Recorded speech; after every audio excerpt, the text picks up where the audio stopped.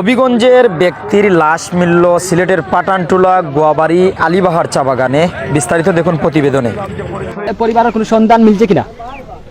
হ্যাঁ, আমরা তার সন্ধান পাইছি। তার বড় ভাই যে যার বডি এখানে, তার বড় ভাই ভূপেশ চন্দ্র গুপ, সে আসছে, সে দেখে শনাক্ত করছে যে বডিটা তার ছোট ভাই। যে যার বডিটা সীতেশ চন্দ্র গুপ, পিতা রাখাল চন্দ্র গুপ। ওনাদের ঠিকানা হয়েছে যে আপনার ঘোষপাড়া ওয়ার্ড নাম্বার 8, হবিগঞ্জ সদর, হবিগঞ্জ। এটা কোনো পার্মানেন্ট অ্যাড্রেস ওদের। ঠিক আছে। উনি কি সিলেটে বসবাস করতেন? রোগী দেখার জন্য তারা আসছিল হবিগঞ্জে। রোগী দেখার জন্য। জি জি। মানে নিখোঁজ এই সংক্রান্তে আপনার জালালাবাদ থানায় একটা জিডি করে ওনারা 20/11-তে তারা একটা নিখোঁজ জিডি করছিল। জালালাবাদ 20 তারিখে নিখোঁজ হয়েছিল। 19 তারিখে নিখোঁজ হয়েছে, 20 তারিখে জালালাবাদ থানায় একটা নিখোঁজ জিডি করে।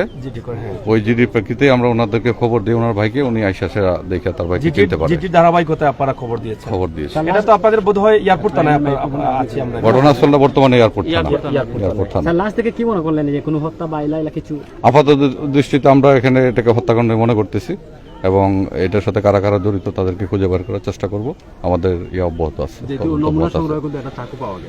আমাদের এখানে সিআইডি সহ আমাদের এক্সপার্ট আছে। এখানে সমস্ত আলামতে আমরা করতেছি, প্রিজার্ভ করতেছি। এই বিষয়ে আমরা ব্যবস্থা নিচ্ছি। খাটাটিলার ভিতরে বাম পাশে ওই ফিশারির পারে এই ঘটনা। কোনো সন্তান তার বাবার অপেক্ষায় আছে, এরকমই কিন্তু হয়তো খোঁজাখুঁজি করছেন। তবে লাস্ট কান থেকে শেয়ার করুন এবং সবাইকে দেখার সুযোগ করে দেন।